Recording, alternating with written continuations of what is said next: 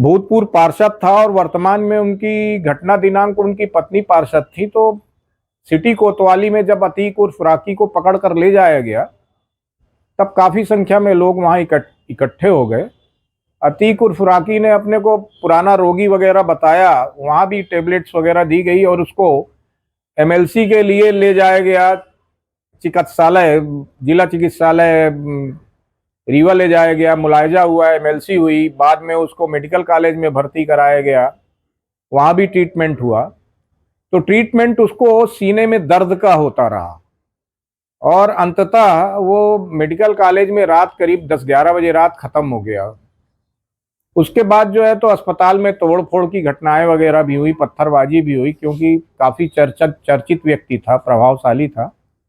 उसके बाद दूसरे दिन 14 फरवरी को उसका 3 डॉक्टरों की टीम के द्वारा पोस्टमार्टम किया गया।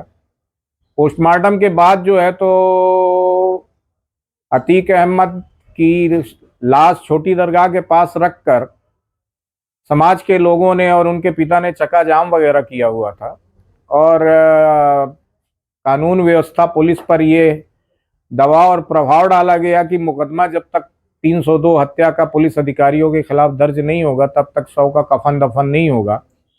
और इसी आशय की उन्होंने शिकायत भी की और शिकायत में उन्होंने लिखा कि अतीक अहमद को थाने में ही मार डाला गया था, जबकि एफआईआर के अनुसार ऐसी घटना नहीं थी। सीसीटीवी वगैरह प्राप्त किए गए थे मेडिकल कॉलेज में, जिसमें अतीक अहमद पैदल जाते हुए दिखा है, एमएलसी हुई हैं।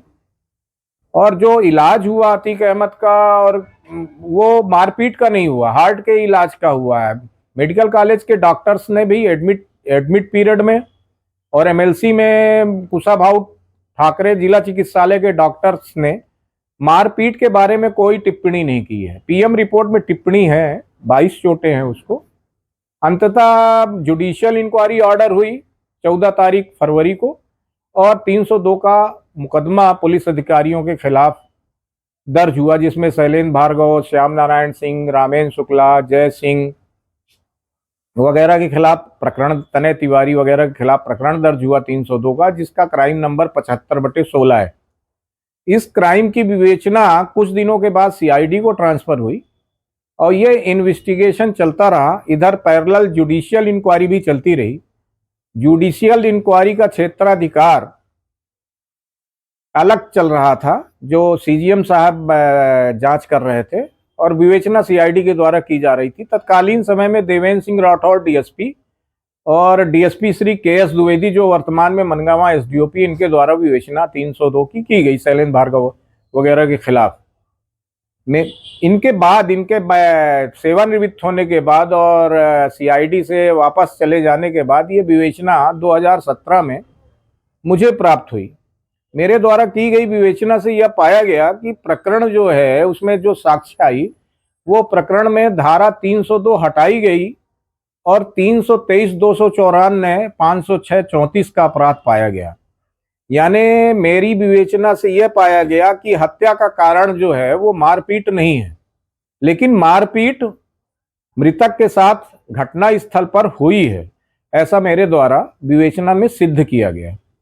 विवेचना में 323, 294 का आरोप लगा कर, चूंकि शासकीय कर्मचारी और पुलिस अधिकारी थे और वो कर्तव्य पालन पर मौके पर गए थे, एक जघन्य बड़े अपराध को रोकने के लिए गए थे, राकी अतीक के खिलाफ कार्रवाई के लिए गए थे। अतीक उर्फ राकी के खिलाफ जो है तो 15-20 मामले ऑलरेडी पूर्व से ही रजिस्टर्ड थे।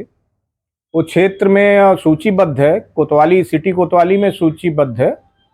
तो ऐसे व्यक्ति के खिलाफ चूंकि कार्रवाई करने गए थे, पदी कर्तव्यों के निर्वहन में कार्रवाई करने गए थे और उनके द्वारा मारपीट की गई थी और मारपीट पे मैंने आरोप संस्थित किए थे और उन आरोपों पर चार्जशीट करने के लिए मेरे द्वारा जो है तो गवर्नमेंट से परमिशन मांगी गई थी, शासन से 197 सीआरपीसी के तहत मेरे द्वारा परमिशन मांगी गई थी, जो परमिशन शासन ने देने से इनकार कर दिया और मौके पर और अतीक उर्फ राकी से की गई मारपीट, जिसकी सभी चोटों की अलग अलग प्रकृति, साधारण प्रकृति थी, को उन्होंने जो है तो एक तरह से ये कहा जाए कि उन्होंने उस मारपीट को नाजायज नहीं कहा और एक अपराधी के खिलाफ कार्रवाई के समय अधिकृत बल प्रयोग ही कहा उसको, और अभियोजन स्वीकृति देने से इनकार कर दिया। तदुपरांत 506(34) का विवेचना से सिद्ध था, लेकिन गवर्नमेंट की अनुमति चार्जशीट करने की ना मिली, इसलिए इस प्रकरण में आज सिटी कोतवाली में खात्मा चाक करके उस खात्मा को सीजीएम महोदय रीवा के कोर्ट में प्रस्तुत किया गया है।